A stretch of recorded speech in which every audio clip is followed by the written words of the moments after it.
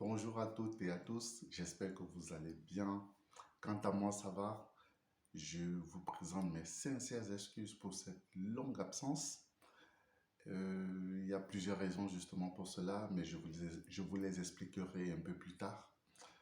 Je voudrais, avant d'entrer dans le vif du sujet et dans la thématique de ce jour, je voudrais surtout remercier toutes les personnes qui ont regardé les différentes vidéos que nous avons produites précédemment, mais surtout les personnes qui se sont abonnées et qui ont partagé les différentes vidéos. Et je voudrais aussi faire un remerciement spécial à toutes les personnes qui se sont abonnées. Merci infiniment. Ça, c'est tous ces éléments-là qui m'encouragent et qui m'ont encouragé à revenir aujourd'hui et à produire pas mal de vidéos qui sortiront dans quelques jours, voire quelques semaines.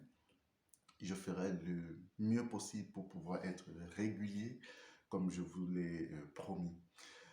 Aussi, je félicite toutes les personnes que nous avons pu accompagner l'année dernière ou cette année et qui sont arrivées en France. Je suis là, disposé à vous accompagner pour cette aventure qui est la vôtre. Et aussi, il faudrait savoir que nous allons produire plein de vidéos pour vous accompagner sur les différentes thématiques que nous abordons sur cette chaîne Vivre en France, notamment à travers ces différentes thématiques, c'est Campus France, pour accompagner les élèves et étudiants qui souhaitent arriver étudier ici en France. Ensuite, les procédures de regroupement familial, de naturalisation, mais surtout les procédures pour pouvoir et les étapes pour pouvoir trouver un stage, trouver un emploi et généralement pour vivre en France. Alors, la thématique de ce jour, comme vous l'avez vu en titre, c'est justement les premières choses à faire lorsqu'on arrive en France en tant qu'étudiant. C'est parfois complexe et même les personnes qui sont arrivées récemment me disent qu'ils ne savent pas trop quoi faire. Alors, nous allons voir principalement 5 points primordiaux lorsqu'on arrive en France. Le plus souvent, on va vous citer 4 points et c'est la raison pour laquelle je vous recommande de rester jusqu'à la fin de cette vidéo parce que le 5e point, je peux vous assurer qu'il est très important et que vous l'entendez très rarement. Alors, le premier point, lorsque vous arrivez sur le territoire français, ce que vous devez faire, c'est de valider votre visa. Toute personne qui obtient un visa pour arriver en France obtient un document dans lequel il est mentionné, notamment pour des personnes qui ont des visas long séjour, on vous dit que lorsque vous arrivez sur le territoire, vous avez 3 mois pour pouvoir valider ce visa. Ce que je vous recommande, c'est de ne pas attendre une semaine, c'est de ne pas attendre 2 semaines, c'est de le faire directement. Il y a un lien qui vous est le plus souvent octroyé et je vous mets le même lien dans la barre de description. Surtout, lorsque vous arrivez sur le territoire en tant qu'étudiant et surtout pour les personnes qui vont arriver au mois de janvier, au mois de février, voire au mois de décembre, validez votre visa immédiatement lorsque vous arrivez sur le territoire français. C'est la première des choses parce qu'elle vous donne accès à pas mal de choses. Tant que vous ne le faites pas, vous êtes un citoyen, disons, sans papier. La deuxième des choses que vous devez faire, notamment pour des étudiants, je précise bien, c'est de vous inscrire à l'université ou dans l'école qui vous a octroyé une inscription. Validez votre inscription parce que pour toute procédure que vous aurez à faire, on vous demandera votre inscription ou votre carte d'étudiant. Parce qu'une fois que vous vous inscrivez, vous obtenez automatiquement, je dis bien automatiquement, une carte d'étudiant et des certificats de scolarité. Donc, faites cela. Dès que vous êtes là, vous validez dans un premier temps votre visa, puis vous procédez à vos droits universitaires. Donc, vous validez cela et justement, une fois que vous avez ces droits universitaires, ce que je vous recommande aussi de faire le plus tôt possible et qui sera justement la troisième chose à faire, c'est d'obtenir une carte bancaire. Alors, je ne vais pas vous dire la banque vers laquelle vous devez notamment vous orienter, mais il faut savoir que c'est obligatoire pour vous d'avoir un RIB ou on va dire un compte bancaire.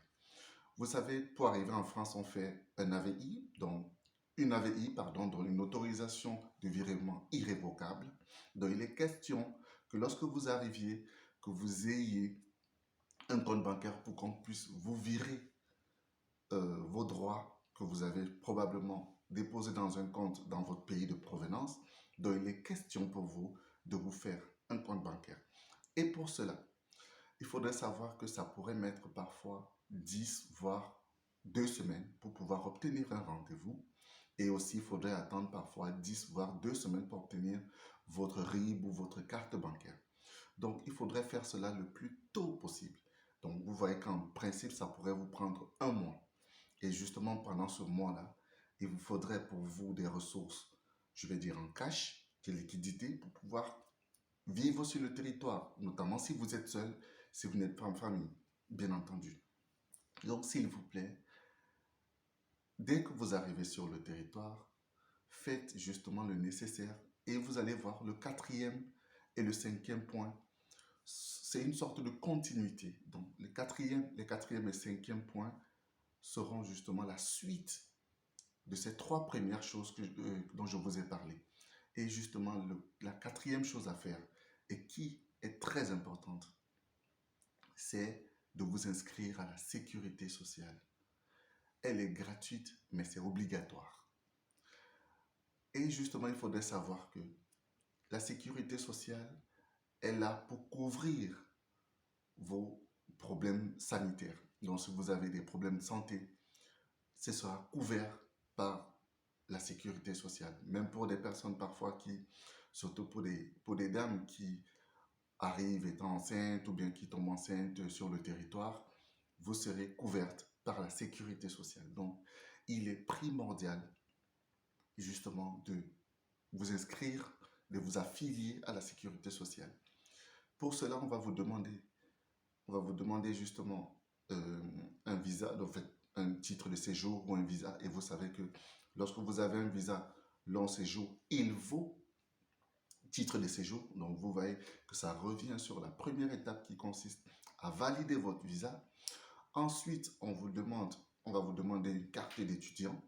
Évidemment, on va vous demander une carte d'étudiant. Donc, c'est primordial de valider le plus tôt possible vos droits universitaires et par la suite, toujours pour vous inscrire à la sécurité sociale, pour vous affilier à la sécurité sociale, on va vous demander un RIB. Donc, vous voyez qu'il est impératif de faire les premières étapes le plus tôt possible. Parfois, pour la sécurité sociale, ça peut prendre 2 à 3 mois, mais aujourd'hui, les choses ont évolué. Il y a un lien que je vous mettrai également dans la barre de description pour les étudiants. Avant, ce n'était pas le cas. Et aujourd'hui, il y a un site internet spécifique pour des étudiants étrangers qui souhaitent justement s'affilier à la sécurité sociale. Et c'est sur le compte amélie.fr, mais il y a une rubrique spécifique pour des étudiants étrangers. Donc là, justement, on est à la quatrième étape. Et il est nécessaire pour vous, je dirais même qu'il est primordial pour vous de vous inscrire à la sécurité sociale. Seulement, il faudrait savoir que la sécurité sociale couvre une partie de vos préoccupations sanitaires. Pour les uns, on va vous demander de solliciter une mutuelle, notamment une complémentaire, qui va couvrir totalement vos droits universitaires. Et c'est où j'arrive sur le cinquième point, où, pour moi, je vous recommande, quand vous vous affiliez à la sécurité sociale, en même temps, sinon le même jour, il faudrait faire une demande de ce qu'on appelle la complémentaire santé solidaire. Beaucoup ne le savent pas, vous y avez droit parce qu'il concerne surtout des personnes qui ont de faibles ressources. Et les étudiants sont justement dans la catégorie de personnes qui ont de faibles ressources, notamment des personnes qui ne font pas des boulots qui leur donnent pas mal d'argent. Donc il y a justement un plafond à respecter. Mais sinon, pour moi, je vous recommande de le faire le plus tôt possible. Envoyez votre demande pour avoir ce qu'on appelle une complémentaire santé solidaire. Avant, on l'appelait la CMU-C, parce qu'on parle le plus souvent de CMU, et la couverture maladie universelle, mais à côté, avant, on parlait de la CMU-C, la couverture maladie universelle complémentaire. J'en ai bénéficié et il faudrait savoir que quand vous en bénéficiez, vous avez pour certaines villes, vous ne payez plus de transport ou vous payez parfois 70% de moins que ce que vous devez payer. Par exemple, si vous êtes en région parisienne, au lieu de payer 75, 75 euros, en fait c'est 75,20 euros, vous allez plutôt payer 20 euros en moyenne. Donc vous voyez que ça fait une différence de quasiment 50 euros, voire plus, qui n'est pas négligeable. Et il y a des villes où vous ne payez plus de transport. Et aussi, ça vous couvre totalement sur les aspects sanitaires, donc tout ce qui est santé, la complémentaire santé solidaire vous couvre entièrement, que ça concerne les dents, les yeux, les, les appareils auditifs, tout ça est pris totalement en charge. Donc, je vous prierai, une fois que vous êtes sur le territoire, respectez le plus tôt possible ces cinq premières choses à faire. Je récapitule, si vous le voulez bien. Donc, la première des choses à faire, c'est de valider votre visa, notamment en suivant les directives qui sont données sur le lien que vous verrez dans la barre de description. La deuxième des choses à faire, c'est de valider vos droits universitaires. La troisième des choses à faire, c'est d'avoir une carte bancaire et de vous rapprocher justement d'un établissement bancaire pour qu'il puisse vous donner tous les éléments nécessaires pour obtenir un RIB. La quatrième des choses à faire, c'est de vous inscrire à la sécurité sociale. Et la cinquième des choses à faire, c'est de vous inscrire à la complémentaire santé solidaire, CSS ou ex-CMUC.